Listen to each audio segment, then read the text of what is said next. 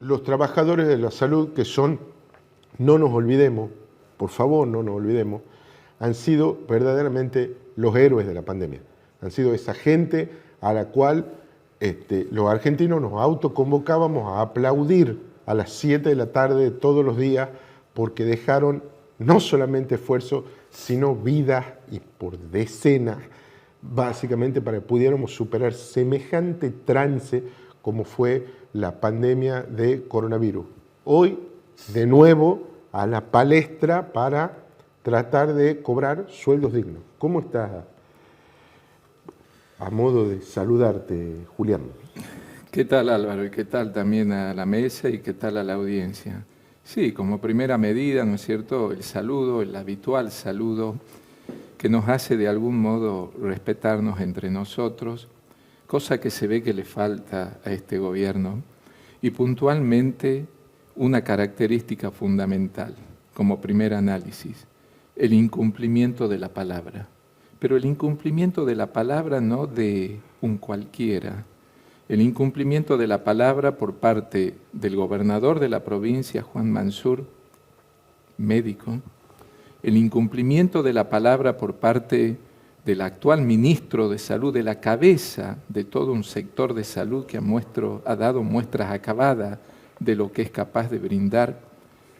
Y son los mismos actores que, habiendo tenido expresiones de cuando primero en el mes de marzo, cuando aparece la posibilidad de que el Poder Ejecutivo envíe a la legislatura lo que largamente veníamos solicitando desde el año 2009, incluso con algún proyecto presentado entre el año 2011 y 2012 en la propia legislatura de Tucumán para modificar la ley de carrera, y, ¿no es cierto?, anunciando con bombos y platillos el envío de esa, por fin, esperada reforma a la legislatura de la provincia, cosa que se concretó y que había generado tantísima expectativa aquel 5 de julio de hace apenas 2 meses atrás, y el posterior, a la salida misma de la sesión legislativa, el compromiso, que incluso algunos medios escritos lo tomaron a eso,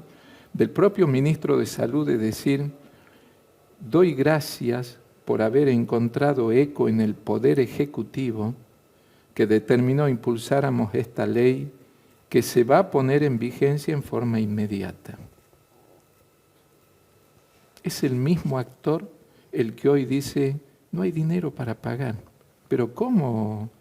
Si hace apenas menos de 2 meses, entonces, ¿cuál es el valor de la palabra?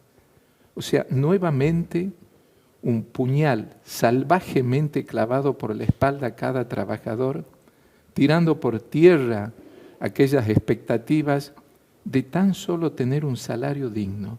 Porque ese es uno de los objetivos fundamentales de la lucha de citas. La lucha de citas se sustenta en pocas cosas, pero en cosas contundentes. Que aquello que esté emparentado con la corrupción deje de estar en el sector de la salud. Que los ingresos por acomodo, por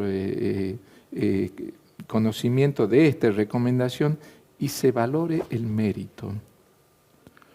Que aquel que verdaderamente trabaja tenga una retribución que le permita vivir junto a su familia como corresponde.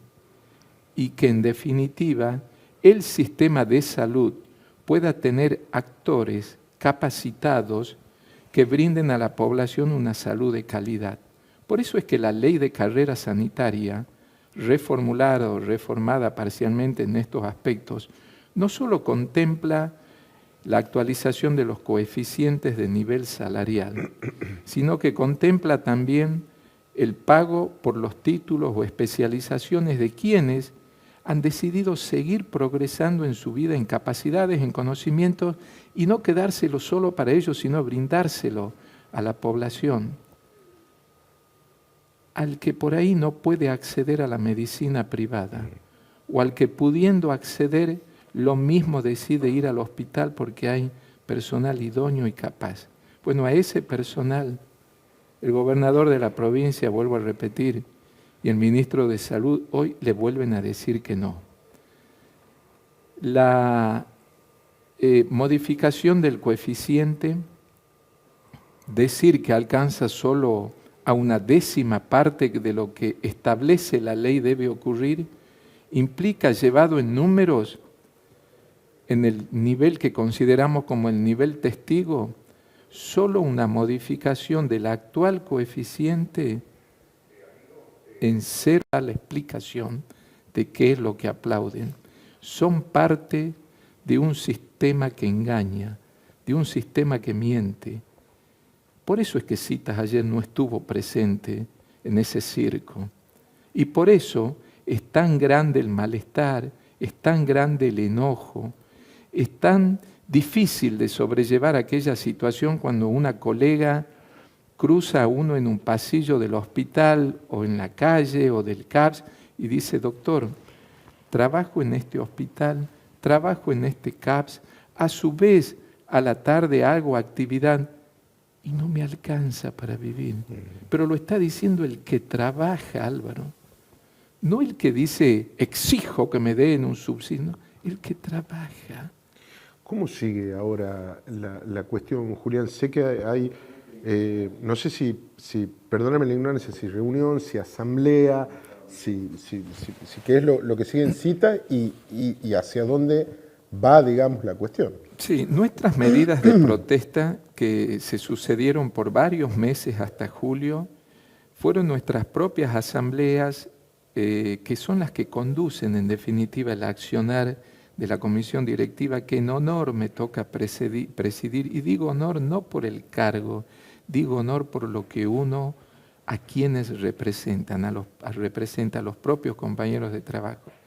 Había decidido la suspensión de las medidas atento a esto de la aprobación de la ley.